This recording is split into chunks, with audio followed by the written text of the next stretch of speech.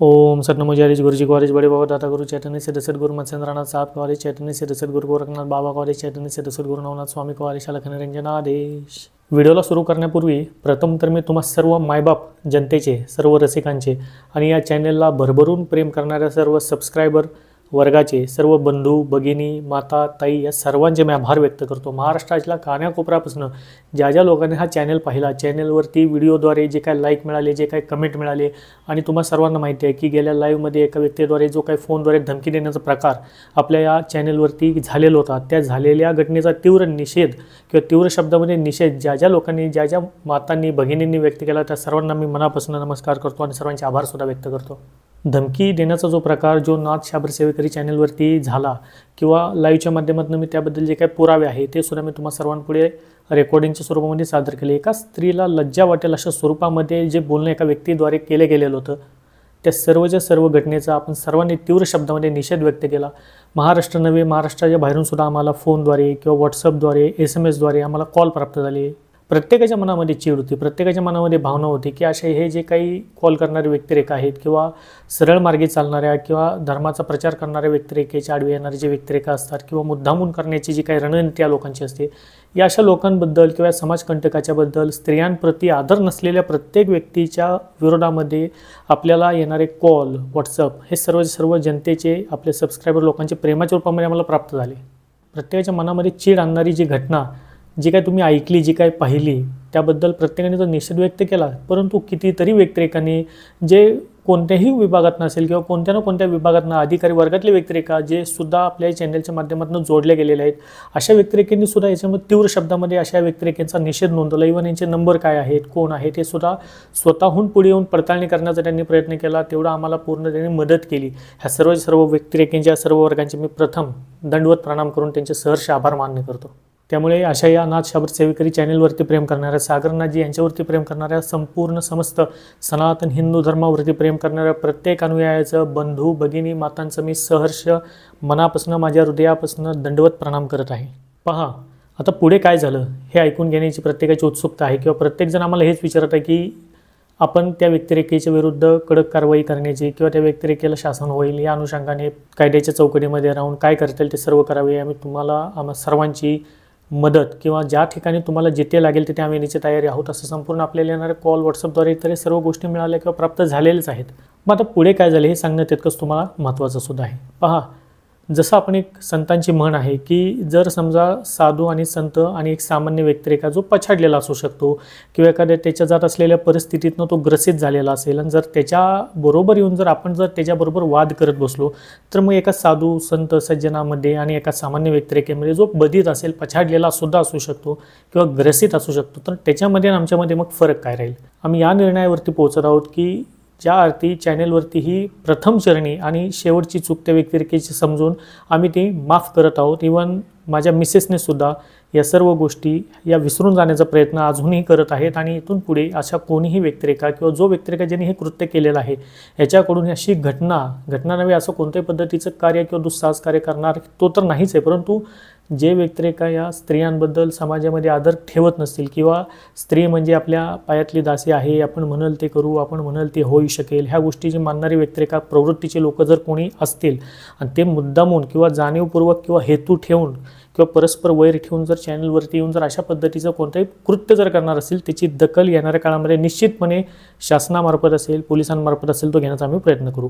Even जो व्यक्तिरेखा ज्यांनी हा कॉल करून जो धमकी किंवा उपद्व्याप करण्याचा प्रयत्न केला किंवा स्त्रीला लज्जा वाटेल अश्लील भाषेमध्ये बोलणं करण्याचा प्रयत्न केला, त्या व्यक्तीच्या विरोधामध्ये थोडक्यामध्ये आम्ही कोणत्याही पद्धतीची कंप्लेंट किंवा FIR केलेली नसून मात्र या व्यक्तीद्वारेपासून आम्हाला जीवाला धोका होऊ शकतो का किंवा भविष्यामध्ये अशी कोणती घटना घडू नये त्यासाठी आम्हाला जी हवी आहे, जी मुख्य जी तसदी घ्यायला हवी किंवा जे काही गोष्टी करायला हव्यात त्या आम्ही निश्चितपणे करून ठेवलेल्या आहेत। आणि याही पुढे जाऊन मित्र म्हणेल की चॅनलवरती जो लाईव्ह मी केला, लाईव्हच्याद्वारे जे काही प्रूफ आहेत ते तर तुम्हाला सर्व जनतेपुढे, मायबापांपुढे मित्र मांडलेलेच आहेत आणि तो व्हिडिओ, ती लाईव्ह, ती संपूर्ण घटना याला साक्षी राहणार आहे, ती रेकॉर्डिंग याला साक्षी राहणार आहे। त्या व्यक्तीचं रेकॉर्डिंग आमच्याकडे अजूनही आहे, तर ज्या अनुषंगाने ही सर्व रेकॉर्डिंग, लाईव्ह ह्या सर्वच्या सर्व साक्षीने मी आपण ठेवलेले आहात आणि येणाऱ्या काळामध्ये अशी कोणीही व्यक्तिरेखा दुस्साहस करणार नाही आणि ज्या व्यक्तिरेखेने केलं त्याला सुद्धा सद्बुद्धी यावी हेच मी नाथांच्या चरणी प्रार्थना करतो। सेकंड पॉईंट, पहा, तुम्हा सर्वांना तर माहिती आहे की माझं चातुर्मास सुरू आहे किंवा मौन व्रत धारण असते। मुळामध्ये आम्ही चातुर्मास का केलेला होतो, ज्या व्यक्तिरेखा संपूर्ण महाराष्ट्रामध्ये संपूर्णच्या हिंदू धर्माला मानणाऱ्या सनातन संस्कृतीला मानणाऱ्या प्रत्येक व्यक्तिरेखा प्रत्येक शिष्याला मी सांगितलेलं होतं की या आपल्याला चातुर्मासमध्ये श्रावण मासमध्ये कोणत्याही पद्धतीचे कार्य असे आपल्याला करायचेच नाही आहे, जे कायिक वाचिक मानसिक जेणेकरून आपल्याकडनं पाप होऊ शकेल किंवा आपल्याला पाप लागेल असे कार्य आपल्याला करायचे नाही। त्यासाठी आम्ही चातुर्मासमध्ये मौन धारण करतो किंवा कोणताही संन्यासी असेल साधू असेल चातुर्मासमध्ये मौन त्यासाठी धारण करतो।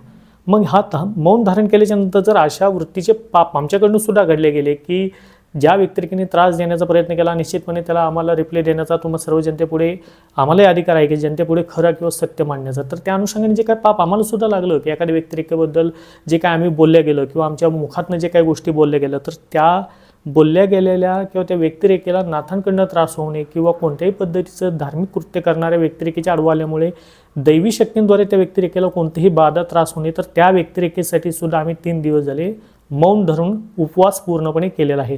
मौन कालखंडामध्ये माझा उपवास हा फक्त 1 टाईम जेवण आणि 1 टाईम फलोहार या अनुषंगाने चालत असायचा, परंतु गेले 3 दिवस झाले मी स्वतः त्या व्यक्तिरेखेसाठी संकल्प घेतलेला आहे की जी चूक त्या व्यक्तिरेखेने झाली शेवटी त्याला जे काय भावना त्यांनी व्यक्त केला त्याच्या मनामध्ये जी काय ग्रसितता होती किंवा ज्या पछाडलेल्या पेशातनं तो व्यक्तिरेखा आलेला असेल पछाडलेल्या परिस्थितीतून तो व्यक्तिरेखा आला असेल तो आला तो बोलून गेला तो कदाचित त्याला माहितीही नसावं माझ्या तर मते की जो लाईव्ह झाला किंवा जो काय आत्ता सध्या व्हिडिओ चालू आहे कदाचित असं सुद्धा होऊ शकतं किंवा तो व्यक्तिरेखा त्याचं बोलण्याचा अहंभाव किंवा त्याचं टोनिंग जर पाहिलं तर हा मुळामध्ये कुठेतरी पछाडलेला तर किंवा मानसिकरित्या किंवा परिस्थितीने ग्रासलेला किंवा अनेक ठिकाणी जाऊन आलेला किंवा मित्र म्हणेल की दारू वगैरे पिलेला माणूस तो असावा असं माझं एकंदरपणे निदर्शन आहे। इव्हन आम्हा सर्वांच्या बोलण्यात या गोष्टी निष्पन्नसुद्धा झालेल्या आहेत। पण याच्याही पुढे जाऊन की जी घटना झाली ती झाली ही शेवटची आणि फायनल वेळ होती। मुळामध्ये चॅनलचं आपलं आपण एवढं पवित्र नाथांच्या कृपेने आजपर्यंत ठेवलेलं आहे आणि इथून पुढच्या काळामध्ये सुद्धा आपण हे ठेवत राहणार आहोत आणि ठेवणार सुद्धा आहोत।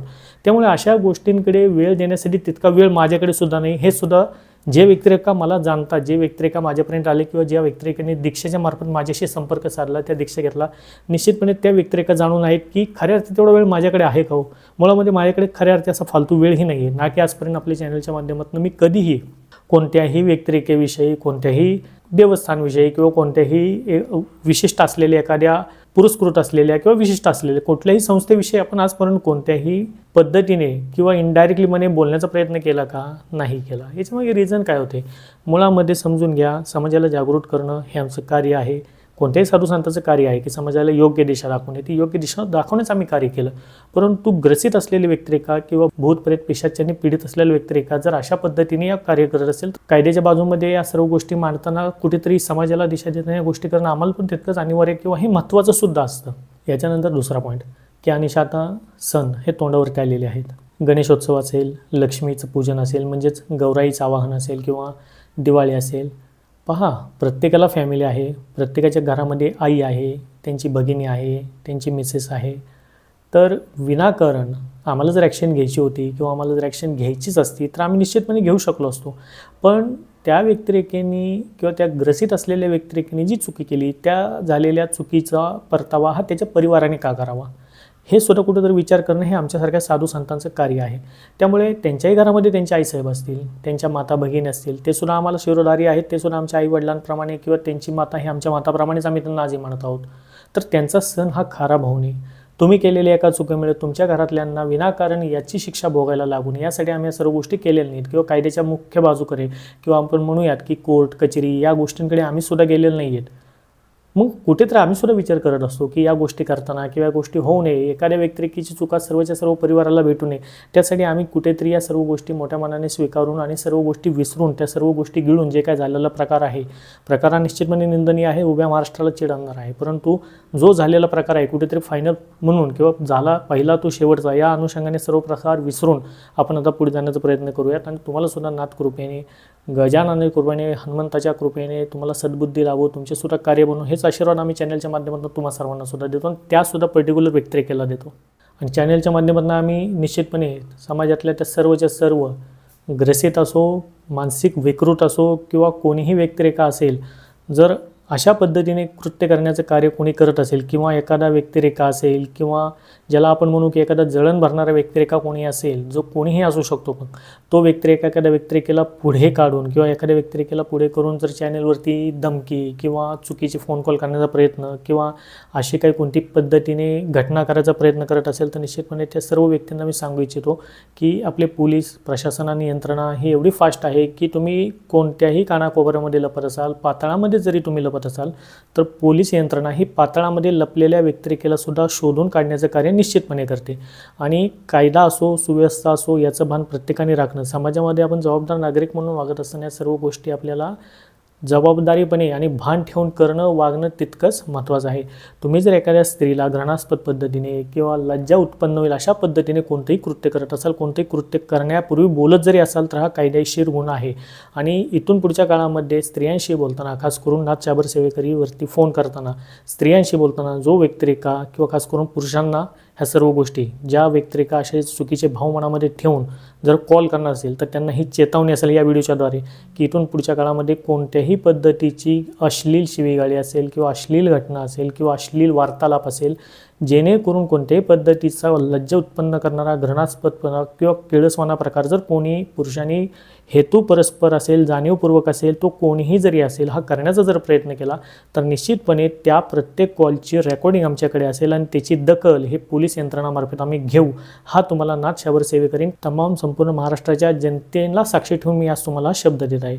आणि कोणीही अशा चुकीच्या घटनापूर्वी अवश्यपणे विचार करावा, कारण आम्ही जे करत आहोत ते आमच्या हृदयापासून करत आहोत. जो काही धर्माचा आम्ही प्रचार करत आहोत, प्रसार करत आहोत, कीर्ती वाढवत आहोत, हे नाथ संप्रदाय असेल, गणपतीची देवताची साधना असेल, हनुमंताची साधना असेल, हे आम्ही हिंदुत्वाच्या मार्गावरती पुढे जात आहोत आणि आपल्या सनातन संस्कृतीला किंवा सनातन धर्माला आम्ही पूर्णपणे पुढे नेण्याचा प्रयत्न करत आहोत. याच्यामध्ये कोणाच्या पोटामध्ये पोटशूळ उठण्याचं कारण नाही आहे किंवा पोटामध्ये दुखण्याचं कारण नाही आहे. आमच्याकडे अनेक हजारो व्यक्तिरेखा जोडले गेलेले आहेत, जे सर्व व्यक्तिरेखा चांगले आहेत, जे दादा ताई या भाषेने ते बोलतात, गुरूंना गुरु या पद्धतीने एका वडिलाच्या जागी ठेवून आम्हाला बोलणारे व्यक्तिरेखा आहेत, ज्या ताईंशी संपूर्ण महाराष्ट्र ताई म्हणून बोलतो. माझ्या मिसेसशी त्या ताईंना संपूर्ण महाराष्ट्र हा त्या ताई, गुरु माता, गुरु भगिनी म्हणून बोलणारे व्यक्तिरेखा संपूर्ण समाज आमच्याकडे सुद्धा आहे. असे सर्व चांगल्या वर्गातले लोकसुद्धा आहेत. परंतु एखादा नासका आंबा असतो जो संपूर्ण पेटी नासवायचा प्रयत्न करतो, त्याला उत्तर येणाऱ्या काळामध्ये हे संपूर्ण महाराष्ट्रामध्ये आपली स्ट्रीम पाहणारे असो, लाईव्ह पाहणारे असो किंवा व्हिडिओद्वारे प्रेम करणारे सर्व व्यक्तिरेखा असो, जे नाथ चाबर सेवेकरीला संपूर्णपणे सपोर्ट करतात, सहकार्य करतात, ते सर्व व्यक्तिरेखेची दखल घेतली. याची सुद्धा अशा व्यक्तिरेखेने किंवा अशा समाजकंटकांनी येणाऱ्या काळामध्ये नोंद अवश्यपणे घ्यावी. ठीक आहे, तर जास्त व्हिडिओमध्ये काही न बोलता किंवा एका विषयामध्ये जास्त वेळ रेंगाळत बसण्यापेक्षा आपण परत एकदा सर्व मिळून या आपण करत असलेल्या दैवी कार्याला सहकार्य करूया आणि सनातन धर्माचा प्रचार प्रसार करताना, आपले हिंदू धर्म, देवी देवतांचा प्रचार करताना चांगल्या मार्गाने परत एकदा सर्व जे काय आहे, झालं गेलं गंगेला मिळालं, या अनुषंगाने आपण बोलून, या अनुषंगाने आपण एक विचार करून पुढे जाण्याचा प्रयत्न करू. जिथे जिथे अध्यात्माची गरज लागेल किंवा तुम्हाला जे काही अध्यात्माविषयी प्रश्न असेल, तिथे आम्ही आहोतच.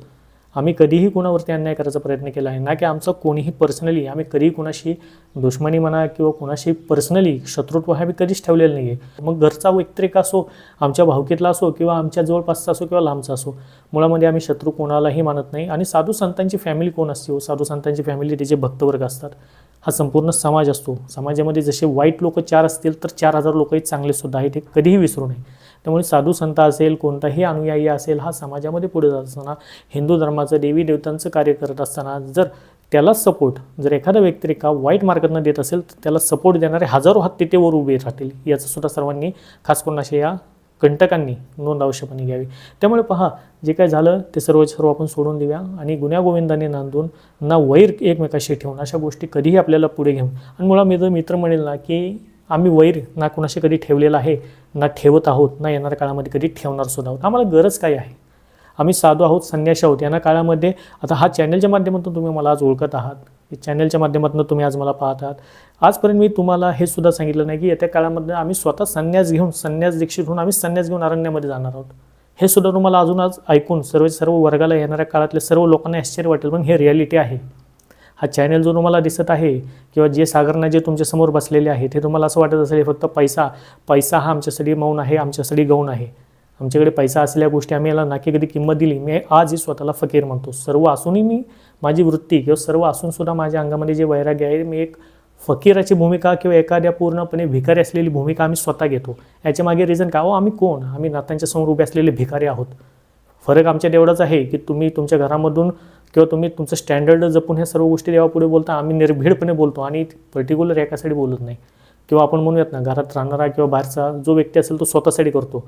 आम्ही जे काही नाथांसाठी बोलतो, स्वतःसाठी एक पॉईंट बोलत असेल तर सर्व लोकांच्या कल्याणासाठी बोलले जाणारी जे काही गोष्टी असेल किंवा नाथांना साक्षी ठेवण्या गोष्टी बोलत आहे किंवा नाथांना सांगितले जाणारी किंवा नाथांना केली जाणारी जी प्रार्थना असते कोणासाठी करतो आम्ही, हे त्या सर्व लोकांसाठी करतो. ज्या ज्या लोकांचा आमच्यासाठी संपर्क राहतो किंवा ज्या लोक आमच्या संपर्कामध्ये येतात. कितीतरी माता आहेत, भगिनी आहेत, बंधू आहेत, कितीतरी जे लोकांना कधी आजपर्यंत भेटलेलं नाही आहे अशा लोकांचे मला फोन येतात. कितीतरी पद्धतीच्या अडचणी त्या फोनवरती ताईंना सांगितलं जातात, ज्या ताई तुमचा फोन उचलतात. आणि कितीतरी लोकांचे गाराणे ऐकून ज्यावेळेस असे मेसेज माझ्यापाशी येतात, एखाद्या व्यक्तिरेक अडचणी येते, ताई अडचणी येते, त्यांच्यासाठी तुम्ही महाराजांपाशी म्हणजे नाथसाहेबांपाशी प्रार्थना करा. तर अशा लोकांच्या स्वतः मी प्रार्थना केलेली त्याची साक्षी माझे नाथसाहेब आहेत. अजून यापेक्षा मोठा मी कोणता पुरावा तुम्हाला देऊ शकतो? त्यामुळे आपण म्हणूयात ना की आयुष्य हे सुंदर आहे आणि खरंच हो, हे आयुष्य किंवा हे जे आपण जगत असलेलं जीवन किंवा कलियुगामध्ये जीवन जगत असताना खूप म्हणजे खूप एक चौकटीमध्ये राहून आपण जीवन सध्या जगत आहोत सर्वजण. आणि या छोट्याशा असलेल्या या लाईफमध्ये जितकं जास्त पुण्य आम्हाला कमवता येईल आणि जितकं जास्त पुण्य आमच्या मुखाद्वारे मिळालेल्या ज्ञानामार्फत लोकांपर्यंत पोचून जर लोक चांगल्या मार्गावरती येत असेल तर यापेक्षा कोणतं मोठं आणि महान कार्य असेल जो एखाद्या व्यक्तिरेखेचा संसार वाचत असेल, एखादा व्यक्तिरेखा धार्मिक कार्यावरनं धार्मिक कार्यावरती येत असेल. कितीतरी व्यक्तिरेख आहे जे वाम मार्गातनं बाहेर निघून किंवा चुकीच्या संगतीतनं बाहेर पडून आपल्या व्हिडिओच्याद्वारे किंवा व्हिडिओला प्रेरित होऊन आम्हाला प्रेरित होऊन चांगल्या मार्गावरती आले, चांगल्या वळणावरती आले. कितीतरी आयांचे, कितीतरी बहिणींचे संसार आपल्या चॅनलमुळे वाचलेले आहेत. कितीतरी लोक जे ग्रसित होते, पीडित होते, जे कोणत्याही दुर्धर्म कोणत्याही परिस्थितीतनं असू द्यात, कुठलीही करणी असेल, कोणतेही तंत्र का बाधा असेल किंवा इतर गोष्टी असेल, याच्यातनं ते लोक बाहेर पडले. कशामुळे बाहेर पडले? अहो, या गोष्टी समजण्याच्या, दिसायला किंवा ऐकायला जरी तुम्हाला छोट्याशा वाटत असेल ना, परंतु तुम्ही तर म्हणेल ना, ज्याच्यावरती अशा गोष्टी बिततात किंवा जो व्यक्तिरेखा अशा या गोष्टींना फेस करतो ना, ह्या गोष्टी त्या व्यक्तीसाठी छोट्या नाही आहेत. ह्या जरी ऐकायला आपल्याला साध्या वाटत असेल की एखाद्या व्यक्तिरेखा बाहेर पडला सुखरूपपणे तंत्र भागातनं किंवा करणीसारख्या बाधेतनं, एखाद्या पूजेने, अनुष्ठानने, कवचमुळे बाहेर पडले, हे आपल्याला ऐकायला सोपं वाटते. परंतु खऱ्या अर्थी त्या गोष्टी एवढ्या सोप्या ऐकायला नाही आहेत. जो व्यक्तिरेखा याला फेस करून गेला आहे त्याला त्या गोष्टी विचारा आणि त्याच्या आत्म्यातनं किती पवित्र पद्धतीची दुआ आमच्याबद्दल आली असेल याचा विचार तुम्ही स्वतः करा. आणि आम्ही दक्षिणाचा तुम्ही म्हणत आहात, दक्षिणा काय घेतली आम्ही? कोणत्या शास्त्रामध्ये मित्र म्हणेल जर आपल्याला अर्धवट ज्ञान असेल ना तर ज्ञान नेहमी पूर्ण घेण्याचा प्रयत्न करावा. पहा, कोणतीही शिक्षा असेल, कोणतीही दीक्षा असेल, कोणतंही धार्मिक कृत्य असेल, हे दक्षिणाशिवाय पूर्ण मान्य जात नाही, पूर्ण मानल्या जातही नाही.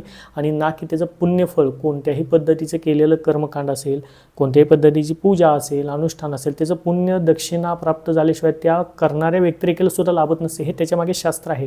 हे शिवमहापुराण नव्हे. तुम्ही कोणतंही उपनिषद उघडा, कोणतंही पुराण उघडा किंवा कोणत्याही तुम्ही धर्म का जाणकार असलेल्या व्यक्तिरेखेपाशी जाऊन तुम्ही विचारा आणि त्याचं तुम्ही स्वतः संबोधन घ्या किंवा मित्र म्हणेल त्याची ॲडवाईस घ्या की एखाद्या व्यक्तिरेखा दीक्षेद्वारे, पूजेद्वारे जर दान घेत असेल, दक्षिणा घेत असेल, मग ते चुकीचं आहे का हे तुम्ही स्वतः विचारून पाहा.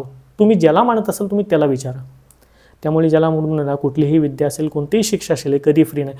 समजून घ्या. समजा मित्र म्हणेल फ्री जर आपल्याला मुळामध्ये व्यक्तीचे जे मूलभूत हक्क कोणते असतात? अन्न, वस्त्र आणि निवारा, ज्याला आम्ही मूलभूत अधिकार म्हणतो किंवा मूलभूत हक्क, जे जीवनासाठी जगण्यासाठी लागणारे 3 वस्तू आहेत: अन्न, वस्त्र आणि निवारा.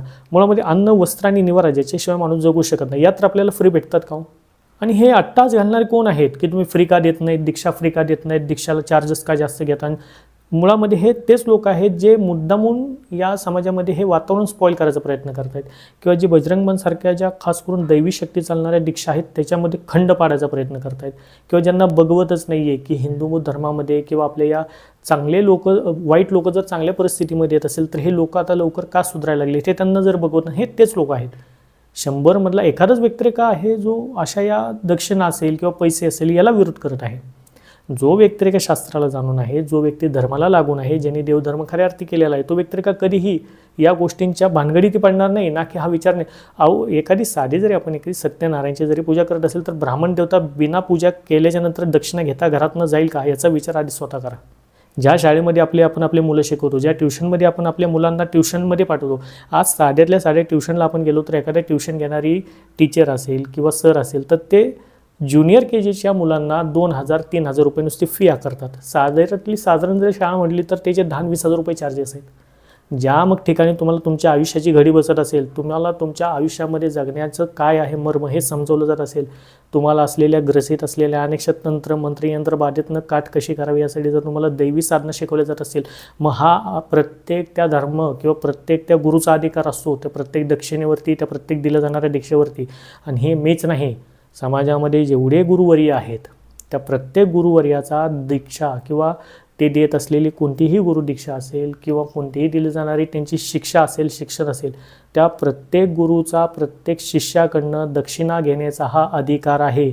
आणि यापूर्वीच्या व्हिडिओमध्ये सुद्धा मी तुम्हाला सांगितलेलं आहे की कोणताही गुरु असेल, सूर्यास्तापूर्वी जर त्यांनी कोणतंही धर्मकार्य कर्मकार्य जर केलं असेल, त्याच्यापाशी असलेली विद्या कोणाला दिलेली असेल, कोणाला शिकवली असेल किंवा त्याच्यापाशी असलेलं ज्ञान कोणापाशी दिलं असेल, त्याच्यापाशी असलेल्या ज्ञानाद्वारे, त्याच्यापाशी असलेल्या भक्तीद्वारे जर एखाद्या व्यक्तिरेखेला त्यांनी संकल्प करून किंवा एखाद्या व्यक्तिरेखेविषयी त्यांनी दुआ मागितली असेल किंवा एखाद्या व्यक्तिरेखेविषयी त्याच्या असलेल्या देवतेपाशी, आराध्यापाशी जर प्रार्थना केली असेल, तर तो निश्चितपणे व्यक्ती, तो गुरु हा ग्रँटेड आहे ती दक्षिणा प्राप्त करून घेण्यासाठी। एक यापूर्वी मी व्हिडिओ केलेला सुद्धा आहे की नाथपंथामध्ये चिमटेचं महत्त्व असेल किंवा दक्षिणा महत्त्व आहे, याचं रिझन काय हे तुम्ही व्हिडिओ अवश्यपणे एकदा पहा। कोणताही गुरु असेल, साधू असेल, संन्यासी असेल किंवा धर्मगुरू असो किंवा कोणत्याही लेवलचा देवीचा उपासक असेल, देवाचा उपासक असेल, ज्या अर्थी जर तो पुण्य कार्य करत असेल, दैवी कार्य करत असेल, मी दैवी कार्य म्हणत आहे जे आम्ही सर्व करत आहोत, तर सूर्यास्तापूर्वी ज्या व्यक्तिरेखेसाठी ते दैवी कार्य केले गेलेलं आहे त्या व्यक्तिरेखेचं पुण्य हे आम्हाला पदरात बांधून घ्यावे लागते। त्या प्रत्येक गुरुला पदरात बांधून घ्यावे लागते आणि ते पदरी पुण्य बांधून घेणं याचाच अर्थ आहे की त्या पर्टिक्युलर व्यक्तीकडनं दक्षिणा प्राप्त करून घेणे। याच्यामध्ये गौण काय आहे याचा विचार स्वतः करा। याचं उत्तर त्या लोकांनी द्यावं ज्यांना हा प्रश्न पडतो की दक्षिणा का घेतात। याही पुढे जाऊन मित्र म्हणेल, हे जे व्यक्तिरेखा दक्षिणा असेल किंवा गुरूंच्या विरोधामध्ये जाऊन बोलणारे असतात, तुम्ही व्हिडिओ पाहता, ज्या मोबाईलवरती तुम्ही व्हिडिओ पाहता, हा मोबाईल तुम्हाला फुकट आला का? नाही। व्हिडिओ पाहण्यासाठी जे तुम्हाला इंटरनेट लागते, मग इंटरनेटचा रिचार्ज तुम्ही का फुकट मागत नाहीत? त्याच्यासाठी सुद्धा तुम्ही पैसे देता ना। मग इथेच आल्याच्या नंतर तुम्हाला दक्षिणा किंवा एखाद्या गुरुपाशी गेल्याच्या नंतर तो गुरु पैसे आकारतो, तो गुरु एखाद्या शिकवलेल्या दीक्षेची दक्षिणा घेतो। मग हे बोलण्याची आपल्यापर्यंत वेळच काय येते याचं मला उत्तर त्या लोकांनी द्यावं जे असे कुतर्क करणारे लोक आहेत। आणि शेवटी म्हणूया ना, जे कुतर्की असतात त्यांच्या कुतर्कांना उत्तर देण्यामध्ये आपण स्वतःचाही वेळ वाया घालवू नये, कारण समजदार को इशारा काफी होत आहे। जे व्यक्तिरेखा सरळ मार्गी आहेत आणि ज्यांना कल्याण करून घ्यायचं आहे त्यांनी कल्याण करून घेतलं आहे।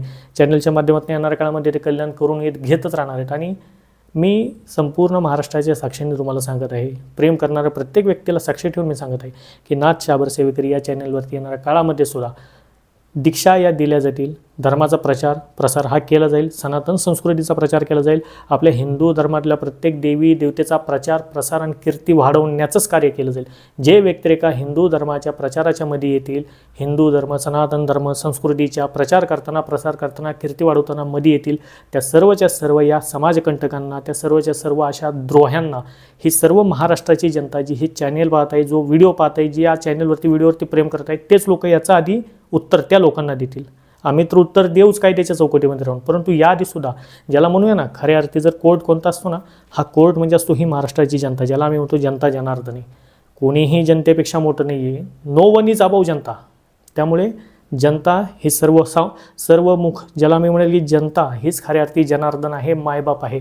आणि ज्या जनतेने मला प्रतिसाद दिला, ज्या जनतेने या चॅनलवरती प्रेम केलं आणि जे काही घटना होऊन गेली त्याबद्दल तुम्ही तीव्र निषेध व्यक्त केला, त्याबद्दल तुम्ही परत एकदा तुम्हा सर्व जनतेचं, मायबापांचं, माझ्या आईवडिलांचं, माझ्या आईवडिलाप्रमाणेच ना तुम्हा सर्वांचं हा सागरनाथजी गुरुजी तुम्हाला साक्षात दंडवत प्रणाम करतो। आणि तुम्ही सुद्धा मोठ्या मनाने जी काही घटना झाली त्या व्यक्तिरेखेला सुद्धा तुम्ही स्वतः माफी द्यावी किंवा ते सर्व झालेली घटना ही आपण विसरून जाऊयात आणि परत एकदा चॅनेलच्या माध्यमातून गुण्या गोविंदाने सामंजस्याची भूमिका ठेवून सर्व धर्म समभाव म्हणून आपण पुढे जाऊयात आणि परत एकदा आपल्या नाथांचा संप्रदाय असेल, आपला हिंदू धर्माचा संप्रदाय असेल, सनातन संस्कृतीची कीर्ती असेल, हे वाढवण्याचा प्रयत्न करूया। हा सांगण्यासाठी मी तुम्हा सर्वांसाठी केलेला छोटासा आजचा प्रयत्न आहे। हा व्हिडिओच्या माध्यमातून मी तुम्हा सर्वांसाठी संदेश देत आहे। आणि आगामी आता जी गणेशोत्सव आणि गौरी हे येत आहेत किंवा आता जे सण सुरुवात होत आहे त्या सर्व सणांबद्दल, गणेशाच्या येणाऱ्या आगमनाबद्दल तुम्हा सर्वांना गणेश गौरीच्या खूप खूप शुभेच्छा। आणि चॅनलच्या वतीने सबस्क्रायबर लोकांना, ज्यांनी सबस्क्राईब केलं असेल त्यांना, सबस्क्राईब केलं नसेल त्यांना सुद्धा ह्या सर्वांना गणेशोत्सव काळाच्या खूप खूप शुभेच्छा। सर्वांना नाथांचा असाच आशीर्वाद लाभू द्यात, तुमचे सर्वांचे कल्याण होऊ द्या, हीच मी आशा आणि अशी प्रार्थना नाथांकडे करतो आणि हा व्हिडिओ इथेच मी विराम पूर्ण करतो. सतनमो आदेश गुरुजी को आदेश, अलख निरंजन आदेश.